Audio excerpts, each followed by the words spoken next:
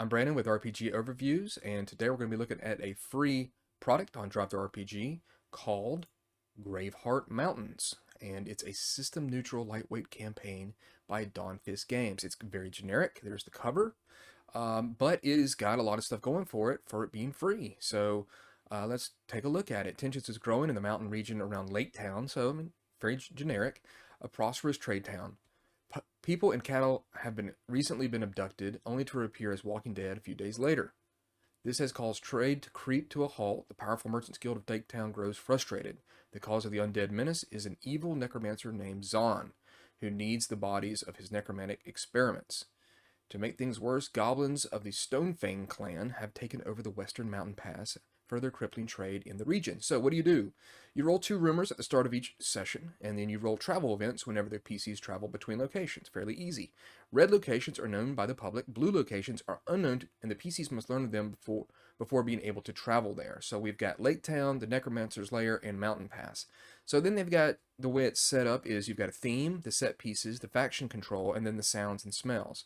So like Lake Town, it's a prosperous trading town, bustling market square, a beautiful waterfront, and a prosperous guild hall. You've got faction control, is the Human Merchants Guild, and then what are the sounds and smells? Vendors yelling, fresh, and stuff like that. And then you've got the Necromancer's Lair, haunted ruins, dilapidated towers, crumbling walls, and ancient crypts. The faction control is, of course, the Necromancer's cult. And what are the sounds and smells? Chanting and rotting flesh, not pleasant. And then you've got the Mountain Pass. And of course, you can see the map right there. I do like the 1 hour walking little distance meter there. That's actually pretty cool. So it's treacherous and dangerous. The set pieces of the mountain pass are steep cliffs, treacherous narrow paths, and unstable rock formations. Who controls it? The Goblin Raiders do. And what's the sounds and smells? Howling winds and pine trees. You've also got the cattle ranch, you've got the abandoned mine, and then you've got the owlbear den. So I like the way that it's broken up with themes, set pieces, faction control, sounds and smells of each place. The map is easy to see, the icons are easy, it is a little bit cartoonish, but it's going to get the job done. Then you've got travel events. When rolling on an already used encounter or one that makes no sense, either reframe it or treat as nothing happens. And you're going to have a bunch of different stuff happen here. Maybe they stumble across a hidden cache containing a good sum of coin and an unidentified potion. A powerful blizzard hits the area. Maybe you see some goblins there attacking an unguarded trade caravan. 6 hooded figures are seen pushing a cart with unidentified contents, abducted people. So that's pretty neat, easy to roll up and give you some stuff to do while you were traveling. And then we've got a breakdown of the different factions. The Merchants Guild, the Necromancer's Cult, the Cattle Farmers, and the Stonefang clan. A description of them and what their goal is. And then these kind of cartoon characters here of the key NPCs and what factions they belong to. Eleanor Ashwood, Zoltan Stonecutter, and Zan. Or Zan, whichever one you want to call it. He's a failed doctor. His goal was to resurrect his dead family, who was executed by the Merchant Guild. That's not good. He was traumatized from losing his family at a young age. To this day, he constantly talks to them like they are next to him. So you've got rumors and lore. You've got escalation events. It says to roll once per week, or if the PCs are stalling. So these are things that are going to start happening in the area to make the PCs get moving. The Stonefang clan gathers its forces and attack the cattle farm.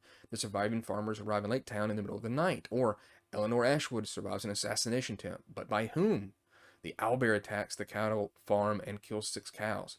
The matter of the owlbear is now public interest. You've got an NPC generator right here with their name and their attitude that you can roll up. You roll 2d6, 1 per row. And then you've got some magic items here. A longsword, a trinket, soul drinker, the longsword, horn of the mountain king, amulet of the lake goddess. There's an explosive, Grimnall's grenade, and you've got the scarlet scales, the scale mail. And where can you find those items? Really, this is a neat product. It says that it's made by Dawnfist Games. Yeah, it's free, and this is a little tiny mini campaign, and I'm certain you could get some good adventures out of. And if you need something to grab and just you're not exactly sure what to do, maybe this is an impromptu game. Grab this Graveheart Mountains, as it is free. I'll have a link in the description as well as a pinned comment. Check it out, and it'll give you what you need to get some adventures going. It seems actually pretty cool, and I like the way it looks. It gets the job done. So there it is. There's Graveheart Mountains. Thanks.